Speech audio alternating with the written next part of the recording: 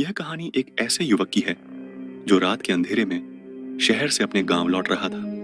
कृष्णा नामक एक युवक था जो शहर में काम करता था। एक दिन उसे अचानक गांव वापस जाने की जरूरत पड़ी।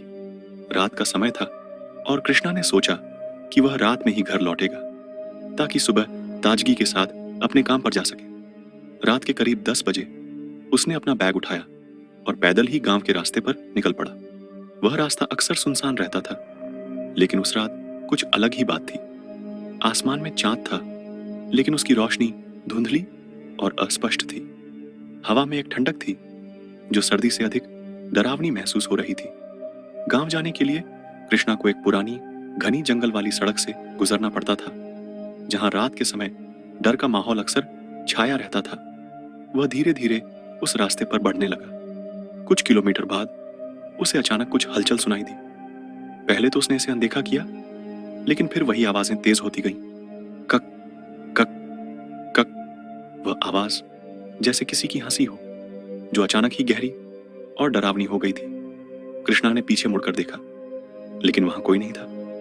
वह आगे बढ़ने की कोशिश करने लगा, लेकिन अब उसे ऐसा महसूस होने लगा कि जैसे कोई उसकी तरफ बढ़ रहा हो। उसने फिर से पीछे मुड़कर देखा। इस बार उसे एक साया दिखा जो अचानक घने अंधेरे से निकलता हुआ उसके पास आ रहा था। उस साए का चेहरा बिल्कुल अस्पष्ट था, लेकिन उसकी आंखों से एक अजीब सी चमक निकल रही थी जो उसकी आत्मा में सिहरन पैदा कर रही थी। कृष्णा ने डर के मारे दौड़ना शुरू किया, लेकिन जैसे ही वह दौड़ा, उस साए ने अपनी कटीली आवाज में कुछ बोला। तुम नहीं बच सकते। आवाज इतनी घबराहट भरी थी कि कृष्णा के कदम थम गए। उसके बाद अचानक उस साए के सामने एक महिला का चेहरा दिखा, जिसका चेहरा बिल्कुल सफेद और कांपते हुए था। उसकी आंखों में गहरी कालिमा थी और उसने धीमी आवाज में कहा, तुम मेरी मदद से बच नहीं पाओगे। कृष्णा को समझ में आ गया कि यह किसी आत्मा का प्रकोप है जो वर्षों से इस जंगल में भटक रही है। वह घबराए हुए और पसीने से भीगते हुए दौड़ने लगा, लेकिन यह साया उसके पीछे पीछे आ रहा था। कृष्णा ने घबराते हुए दौड़ते हुए देखा कि साया अब पूरी तरह उसके पास था। उसने अचानक कृष्णा के सामने हाथ फैलाया और कहा, मेरे साथ आओ। कृष्णा पूरी ताकत से दौड़ते हुए एक मोड़ पर पहुंचा, जहां एक पुराना मंदिर था। वह मंदिर का दरवाजा खोलकर अंदर घुस गया। मंदिर के अंदर घना अंधेरा था और उसकी सांसें तेज हो रही थीं। लेकिन कुछ समय बाद उसे सब कुछ शांत लगा। वह डर के मारे कांप रहा था, लेकिन उसने सोचा कि अब तो वो बच गया। अचानक मंदिर के भीतर से एक हंसी सुनाई दी। तुमने अभी मेरा नाम नहीं सुना, अब सुनेगा। वह पलट कर देखा तो वही महिला फिर से खड़ी थी, लेकिन अब वह पूरी तरह से भूतिया रूप में बदल चुकी थी। उसकी आंखों से खून बह रहा था और उसके मुंह से घिनौनी गंध आ रही थी। कृष्णा की आंखें चौड़ी हो गईं और उसने पूरी ताकत से मंदिर से बाहर भागने की कोशिश की। उसने देखा कि अब वो महिला उसके पीछे दौड़ रही थी और उसके साथ उस साए की शक्ल भी बदल रही थी। अचानक मंदिर का दरवाजा बंद हो गया और कृष्णा को कोई रास्ता नहीं दिखा।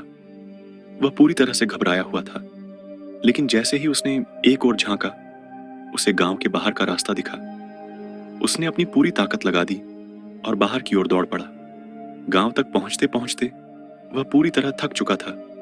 जब वह घर में घुसा तो उसकी सांसें बहुत तेज थीं और पसीना उसके शरीर से निकल रहा था। उसने डरते हुए अपनी मां को बताया कि वह रात को रास्ते में भूतिया महिला के सामने से बच कर आया है।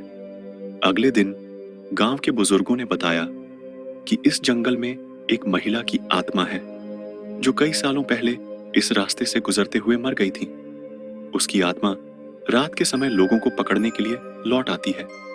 वे बताते हैं कि यदि कोई उसके रास्ते से गुजरता है तो वह उसे कभी नहीं छोड़ती और अपनी गिरफ्त में ले लेती है। उस दिन के बाद कृष्णा ने कभी रात में अकेले उस रास्ते से गुजरने की हिम्मत नहीं की और वह आज भी गांव के बुजुर्गों की चेतावनियों को याद करता है, जो कहते हैं, रात के अंधेरे में जब तक कोई आवाज न हो तब तक चुपचाप रहो, वरना तुम कभी वापस नहीं आ पाओगे।